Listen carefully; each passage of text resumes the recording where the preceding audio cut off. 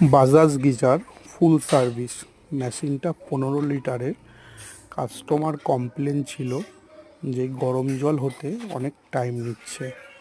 তো মেশিনটাতে প্রথমত আমরা চেক করে নিচ্ছি যে সব স্পেয়ার পার্ট ঠিকঠাক আছে কি না, কারণ চেক করে না নেওয়া হলে কাস্টমার বলবে আমার মেশিন সব ঠিক ছিল। তো মেশিনটাতে চেক করে নিলাম, করে নেওয়ার পরে দেখছি সব স্পেয়ার পার্টগুলো ঠিকঠাক আছে। তো আমরা মেশিনটা থেকে আনস্টল করলাম, ইনস্টল করে সব পার্টসগুলোকে আলাদা করলাম। আলাদা করে নেওয়ার পরে গিজারটা থেকে আয়রনগুলোকে বার করব, যার জন্য কী হচ্ছিল গরম জল আসতে অনেক টাইমিং নিচ্ছিল। তো গিজারের নাটগুলো, যেহেতু মেশিনের বয়সটা একটু বেশি, গিজারের নাটগুলো খুব জাম হয়েছিল। নাটগুলোকে খুলে নিলাম, খোলার পরে এবার গিজারের কয়েলটা থেকে দেখুন কীরকম নোংরা বেরোচ্ছে।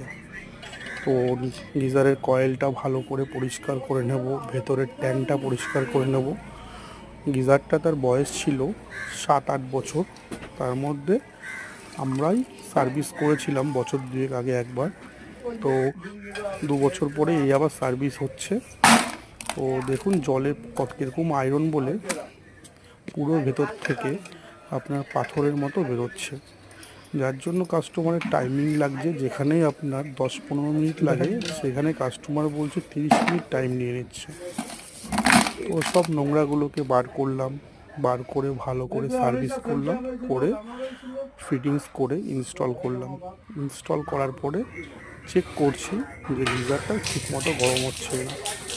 ফিটিংস করার পরে 10 থেকে 12 মিনিটের মধ্যে ফুল গরম হয়ে গেছে জলটা।